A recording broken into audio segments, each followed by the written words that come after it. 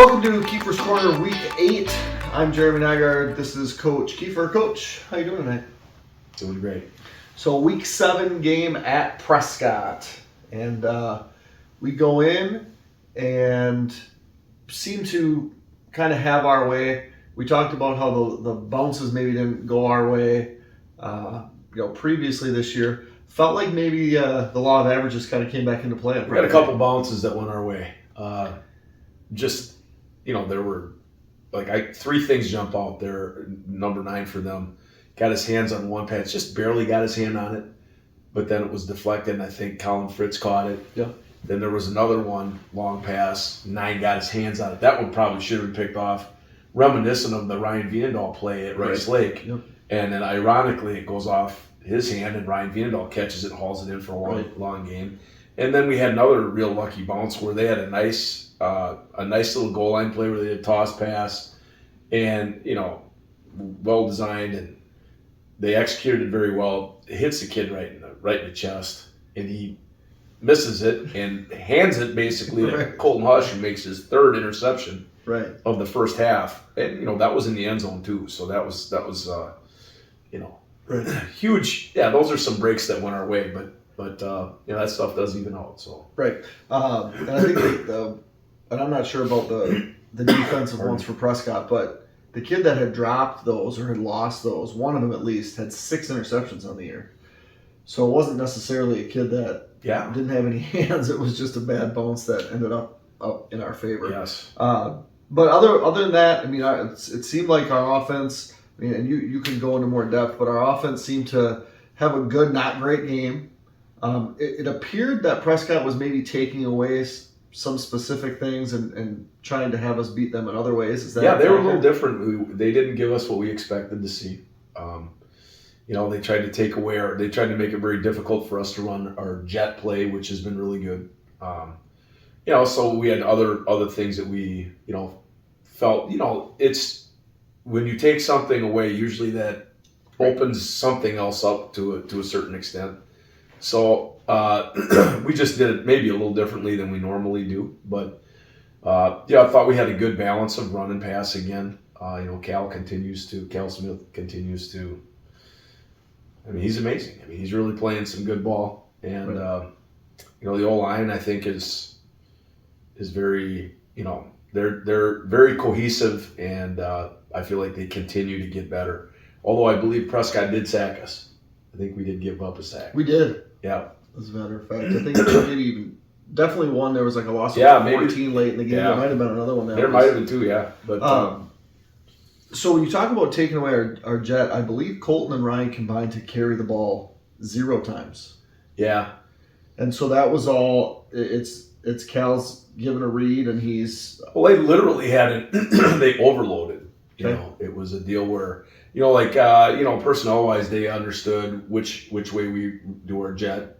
And they said, okay, we're going to put extra people over here, which, hurts them a little bit in their throat, pass defense. And it, if you're running a play back the other way. Right.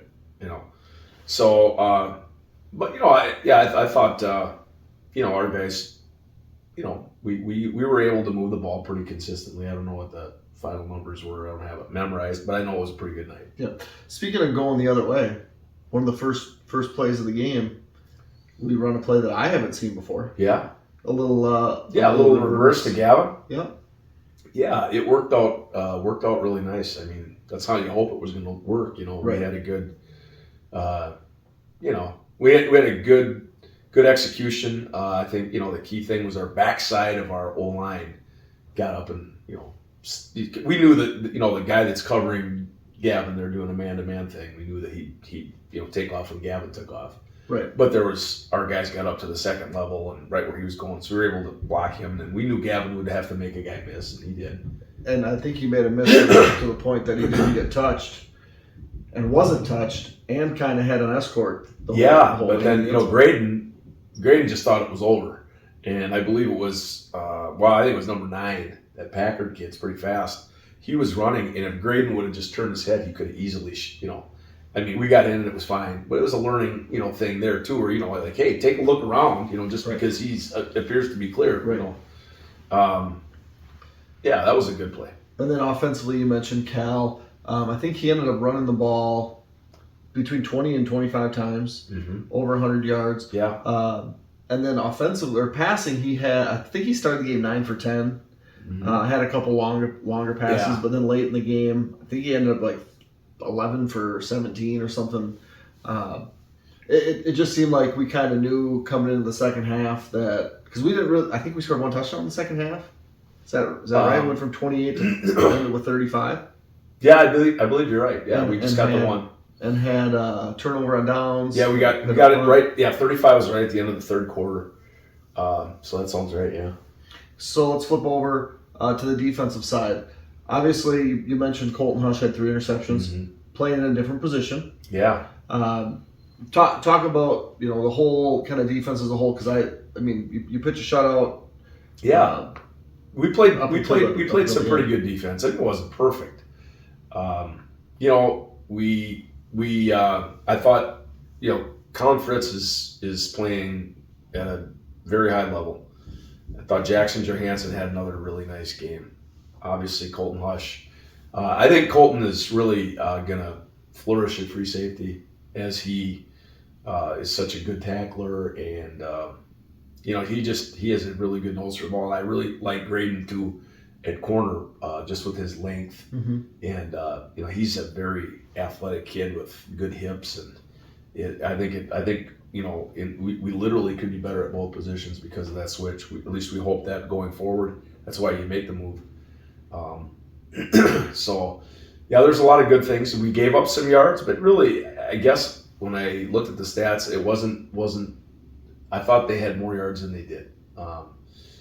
We did get some key takeaways. Again, Colton had an interception in the end zone. He had another one that was close in the opposite end zone. I think, that would have been like on the goal line. Yeah, it was basically on the goal line. I mean, so if those are big deals in a game. I think all 3 of his interceptions came inside the 10. I think that's true. 2 of them, I think, were red zone interceptions. Yes. The first one was outside. Right, the long throw. Yep. Yeah, and he actually kind of screwed that one up. That was the one time in coverage where he just kind of lost his mind briefly. Thankfully, Brighton Lagerman was in close proximity because he shouldn't have been, and then Hush recovered to make the interception. Okay. So sometimes every once in a while, he also ran a wrong pass or ran a wrong route on a play that netted us a first down on a I think it was a 4th down play too. So sometimes some kids, they just got the horseshoe. And he had one on Friday. He had one Friday. Special teams. What was your thought on special teams? Good was the kicking extra points was good. Obviously, our kickoff coverage. That's we yielded 2 very big returns that you can't. And I mean, we literally gave up so much field position. So and that might be why your defensive yardage seemed less. Yeah, you're right because they were starting out with short fields and so we're probably going to change some personnel stuff there a little bit,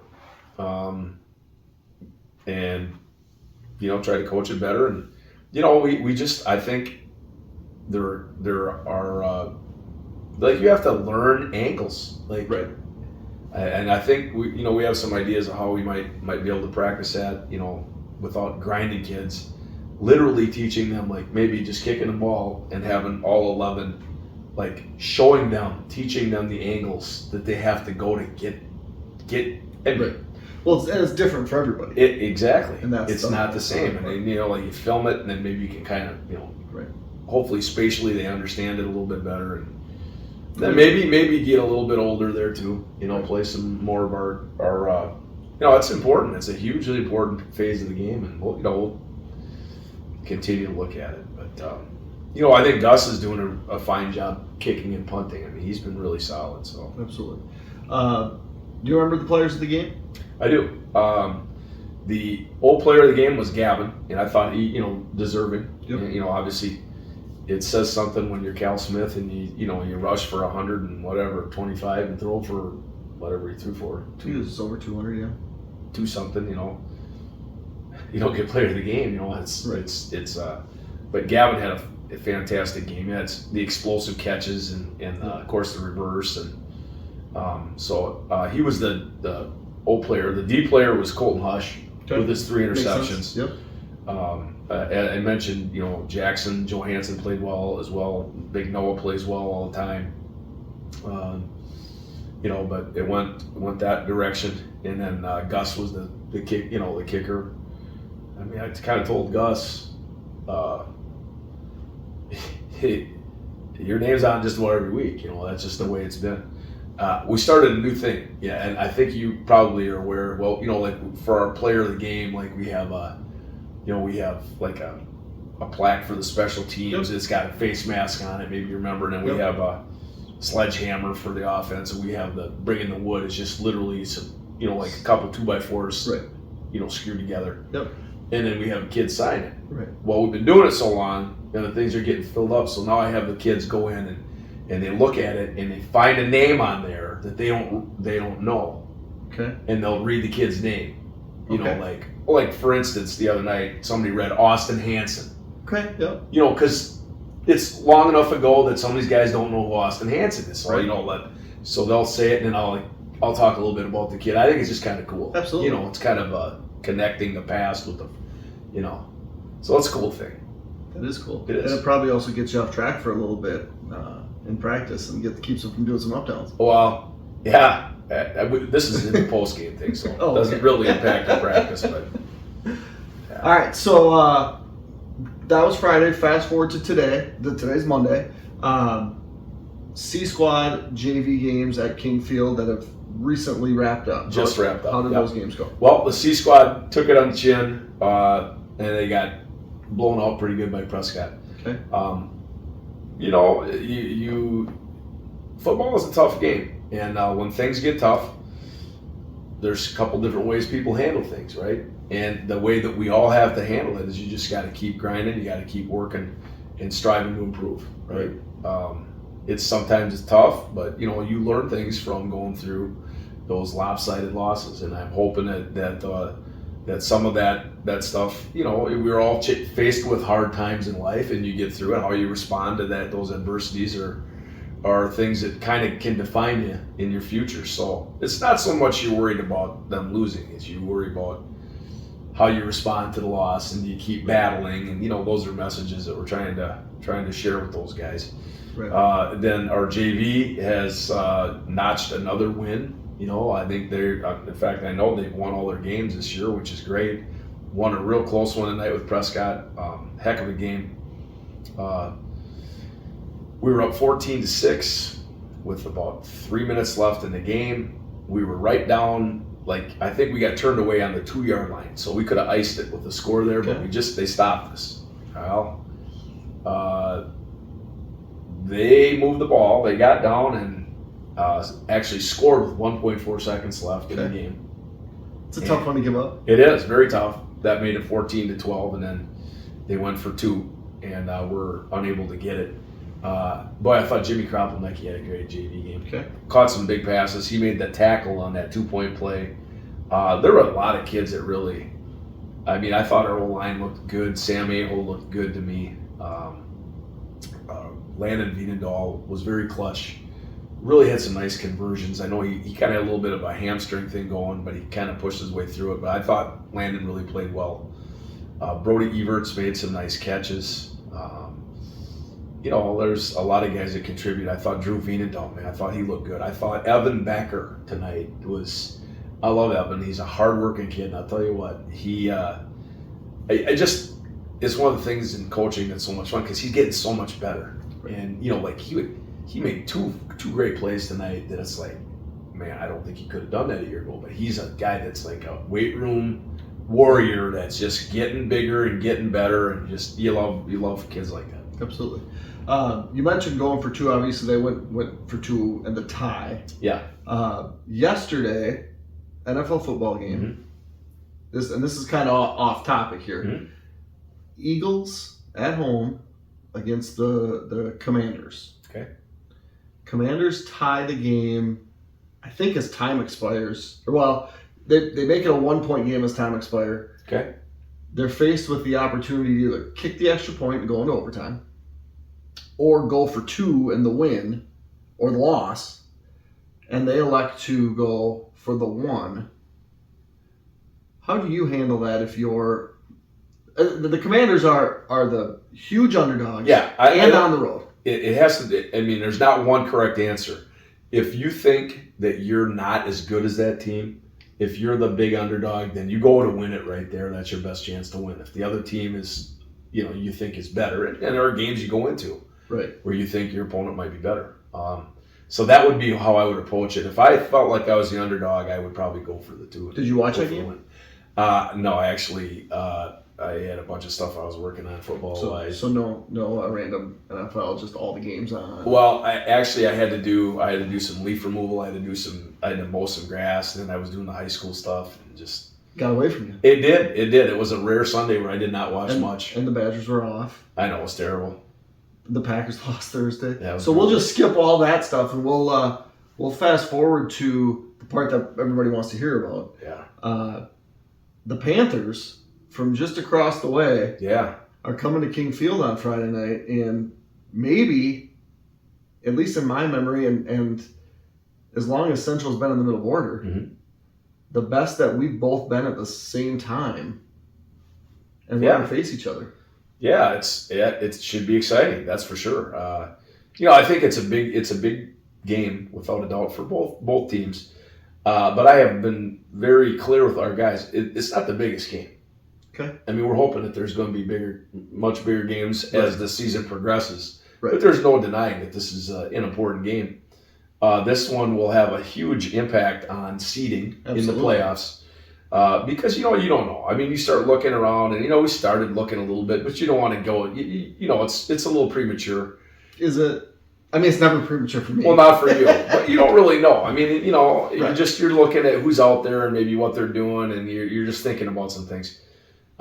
It's exciting, but there's no doubt the team that wins at King Field on Friday will definitely be in the driver's seat to get the higher seed. And then, as you look, you get to host. You can host through rounds 3, right? Which that if you're the number 1 seed, right?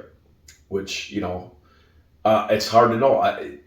In the Division 4 realm, what you see is I believe there are only 2 teams that are undefeated. I think Two Rivers and Lodi are undefeated. Correct. Every other team has at least 1 loss. And Lodi's last win. Yeah, they beat Columbus. Convincing. Yeah. Against a Columbus team that's averaged over 45 points a game. Yeah. I haven't seen Columbus on film yet this year. Obviously know how good they were last year. I thought one of the key things to their team last year was how good they were up front. They had this lineman, this Colin Selk. I can't remember the other 2 kids' names, but those guys were freaking good football players. Right.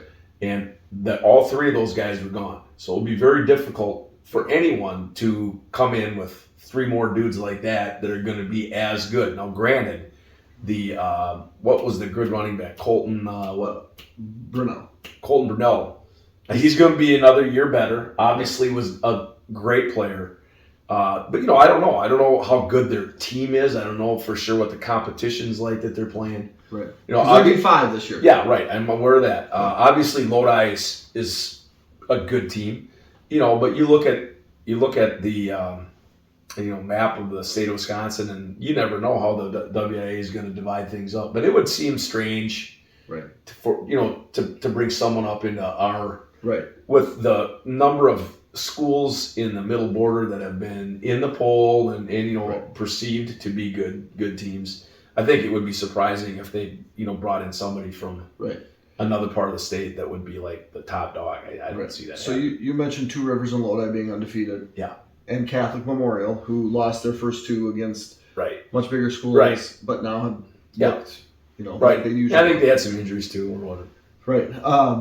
So I looked today. I don't know if you happened to look. Travis Wilson released his preliminary field. Didn't see it, no. And there was 9 teams in D4 currently that looked like they could be pulled into the Northwest region. Okay. Last year there was 5 teams, and then they pulled the South Central. Is it the South Central Conference? Yeah. And Columbus. But this year there's teams like Bloomer and still the South Central teams. There was I heard Bloomer was Division 4 this year. Yeah, so there's more teams to pull from Maple Northwestern. Looks like they'll be D5 at this point. But I was just looking and I'm like, they could be a team, and I'm counting my fingers. I'm like, that's 9 because it would be harder. Now, the WI is going to draw their lines the way they want to draw their sure lines. they do.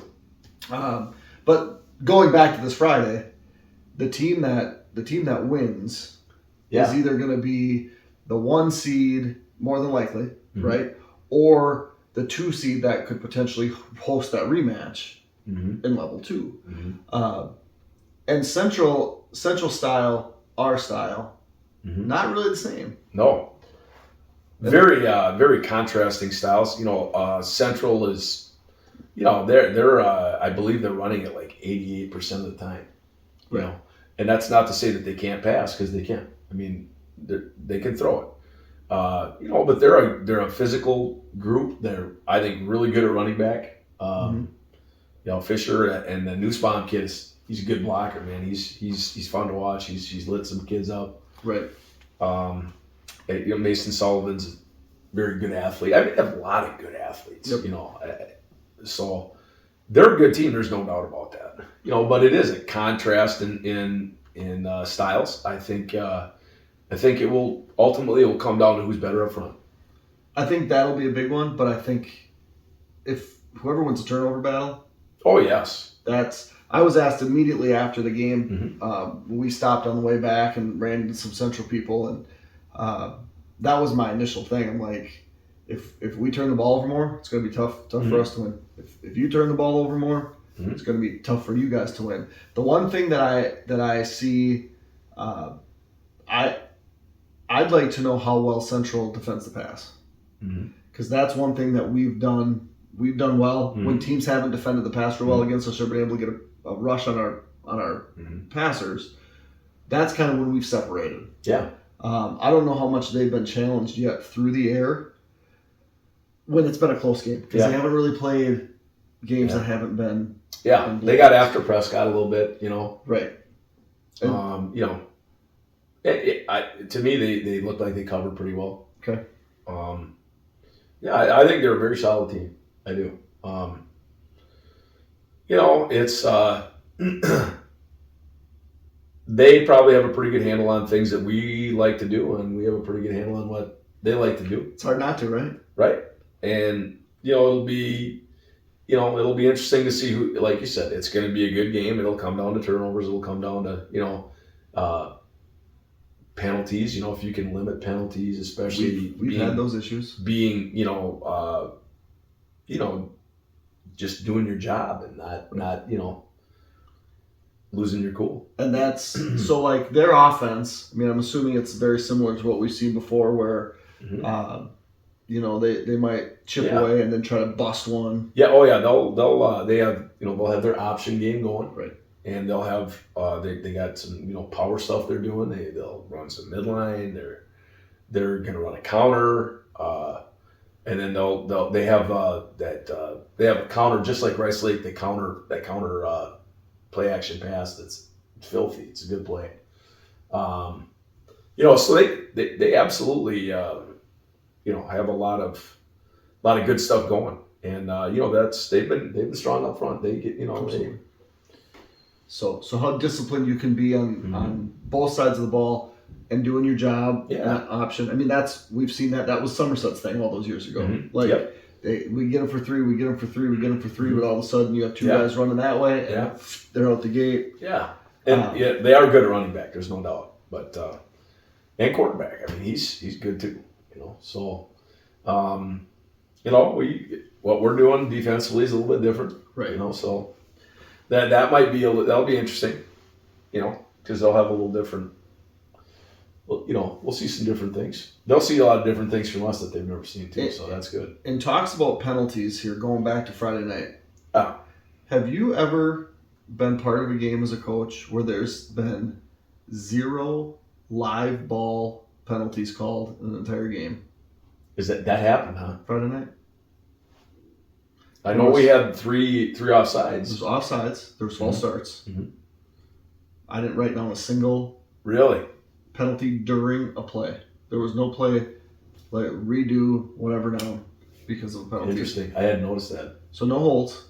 So when they're trying to call for a hold, like you ain't getting a hold because they ain't getting a hold. I don't always write down the penalties, but when we've had some issues, I'm like, I want to know how many penalties we've had. Absolutely. I feel like there might have been was there a face mask? I don't think so. That must have been a different game I watched. I only watched a couple. Yeah. So Friday night, us against the Panthers. Saturday, Badgers against Iowa? No, I think they got Rutgers. Oh, am I fast forwarding a couple weeks already? I think it's Rutgers has been okay. They're 4-1 under Greg Schiano. Sounds right. That sounds right. And then Vikings against Chiefs. And then Packers on Monday night. That's like bang, bang, bang, bang, 4 straight. Yeah. That's right. Yeah. What's your take on the Pack after Thursday? Well, it was ugly. That was sure ugly. I mean, how you come out and play that poorly it was really disappointing. Just not ready to play. I'm not a big, as a coach, you got to understand. People always have, people always think they know more than the coaches do, and wait, people think that? People do. And as a fan, I certainly think that too. I mean, I'm like, what is Joe Barry doing? But yeah, I don't know. I don't know. It wasn't pretty. It's the NFL. You're never as good as you think you are, and things are never as bad as you think they are. They're always somewhere in between. Right. So hopefully they can. I didn't understand if you're going to play Aaron Jones, why do you play him for 4 plays? That makes zero sense to me. Unless, and I also didn't understand if you have a very banged up O-line, you could come out and you throw up the first 6 plays of the game. Well, you're not going to throw a ball the first 6 plays of the game, even if people were begging for 6 throws. Well, let's get that. Let's get the O-line settled. I mean, that's easier to run block than it is to pass block. And that, I don't know. I didn't like either plans, but that's just my opinion. We'll have to see how Monday goes. Yep. But first, let's see how Friday goes. We'll be live from King Field. Blackhawks, Panthers. There's a whole bunch of other stuff going on that night. We got youth football starting at 5 o'clock. Sounds like there's some mini cheerleaders, senior night, parent night. I'm sure the band is playing. Is there fireworks? Are there drone shows? I mean, who knows at this point? Hey, it'll be big. You know that. As long as we don't get a 15-yard penalty for an extended half, yeah, we'll be fine. Extended halftime celebration, I believe is the guy. We'll be back Friday night. I'm Jeremy Nygaard. This is Coach Keefer, and we will see you there. So long.